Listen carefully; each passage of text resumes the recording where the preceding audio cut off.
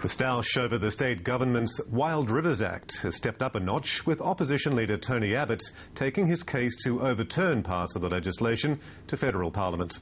The act has caused a stir on Cape York. Now it's Western Queensland's turn. Legislation is before state parliament to declare the rivers of Lake Eyre Basin as wild rivers. Kieran McKechnie headed west to talk to farmers who'll be affected.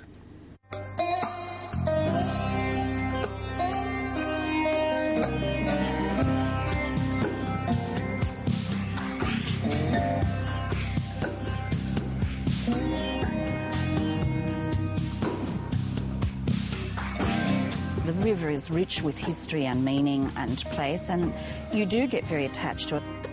For Blackall Grazier Christine Campbell, the Barcoo River holds a special place in her family's history. This river runs around two sides of my property. The crossing where we're standing is very linked into personal stories of people tossing coins to decide which brother went to war. There are ashes of my father-in-law and brother-in-law scattered here.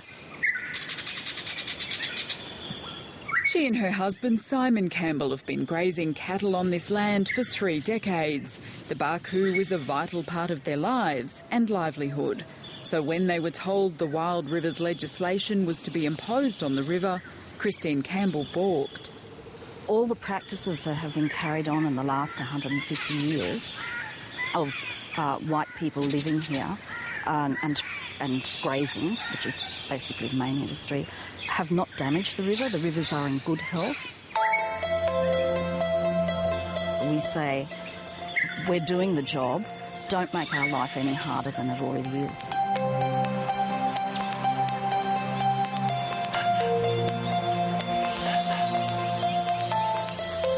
The Wild Rivers Act is designed to protect some of Queensland's pristine rivers. The declarations on Cape York have polarised the community, with many landholders, Indigenous leaders and miners reacting with anger to the restrictions it placed on their practices. The controversy is far from over. Just this week, the federal opposition leader Tony Abbott introduced a private member's bill to federal parliament to roll back the legislation. To correct the defects in the current Queensland Wild Rivers Act. Now a bill is currently before the Queensland Parliament to extend the Wild Rivers protection to the Lake Eyre Basin in Western Queensland. It'll allow for the nomination of the Diamantina and Georgina rivers and the Cooper Creek systems as wild rivers. This was a pre-election promise in 2009. It is very hard not to be cynical that it is a political and expedient act on behalf of the government. The state government is adamant the legislation will respect existing land and water use rights. But Christine Campbell says under the proposal, a metre either side of the Barcoo will be declared a high preservation area, imposing strict conditions, and that has her worried. About 50% of our property we believe will be in the zone, but one of the major issues is we've never been given any mapping. So despite being promised it 12 months ago, we still don't know what the government is proposing. So you're trying to argue sense against a low amount of information. These rivers are of national and international significance. They're some of the last large dryland rivers left anywhere in the world in this sort of condition.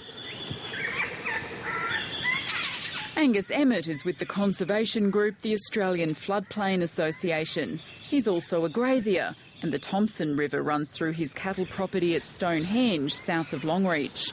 He says farmers should have nothing to fear from the legislation.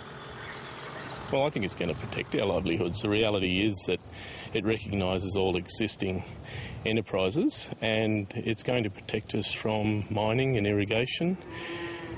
The beef industry is very big in this part of the world. That's what I'm involved in, and that's threatened by some of these emerging threats. So Wild Rivers is going to help protect our livelihoods and protect our rivers. It's not going to stop mining. The mining will be a project of state significance.